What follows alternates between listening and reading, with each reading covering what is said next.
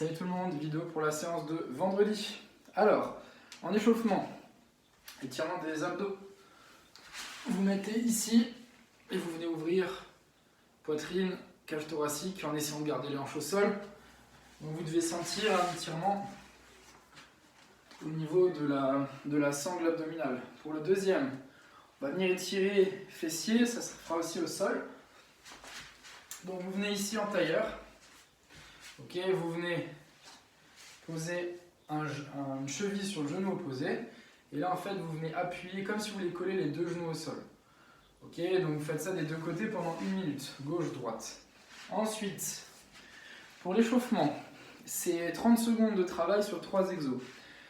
Vous avez le premier, c'est un petit échauffement au niveau des ischio-jambiers qu'on avait déjà fait. Vous mettez sur le dos, talon au sol, les jambes quasiment tendues, vous levez les fesses et vous marchez. Ok, une jambe après l'autre, donc en fait les pointes de pied sont bien vers vous et vous décollez les pieds un après l'autre. Ok, au niveau de la flexion de la jambe, c'est quasiment tendu. Ok, 30 secondes. Ensuite, vous avez 30 secondes de montée de genoux sur place et 30 secondes de burpees.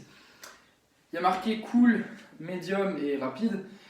Sur le premier tour, vous les faites vraiment doucement. Sur le deuxième tour, vous accélérez un petit peu. Et sur le dernier, ça doit être rapide. Ça permet de faire monter un petit peu le rythme cardiaque avant de démarrer la séance. Alors, pour la séance, c'est un format qu'on n'a pas encore fait depuis le début du confinement.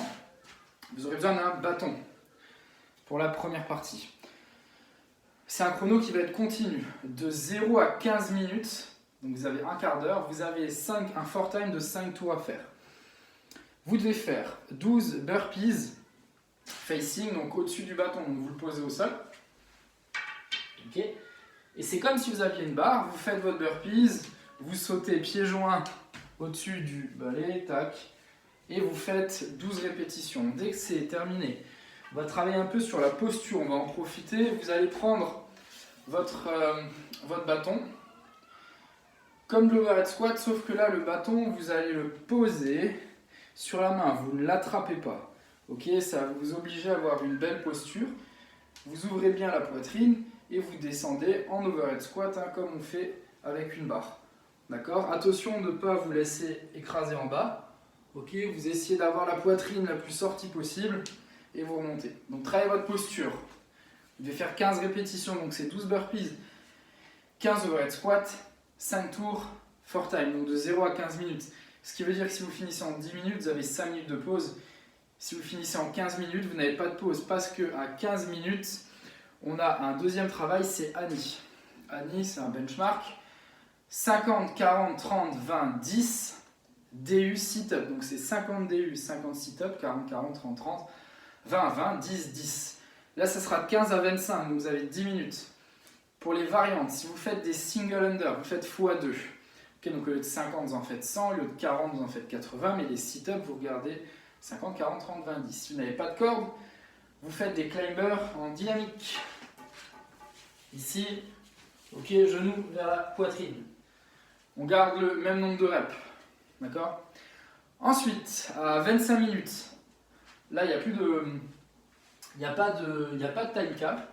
Vous démarrez à 25 minutes. Donc si vous avez fini Annie avant les 25 minutes, ben vous avez de la pause. Si par contre Annie vous avez terminé en 25 minutes, vous n'avez pas de pause. Vous devez faire, c'est un fort time, 150 box jump. Donc si vous trouvez quelque chose pour sauter, que ce soit n'importe quel objet, même si la hauteur est un peu plus haute ou un peu moins haute qu'une box, c'est pas grave, si vous avez des chaises qui sont solides, vous faites 150 box jump. Ok, c'est un fort time. Si vous n'avez pas de choses pour sauter, vous lestez comme on avait fait avec un sac à dos poids, vous choisissez une charge qui vous challenge et vous faites des step-up, ok, 150, donc on monte, tac et on redescend. Et à chaque rep, vous devez changer de jambe.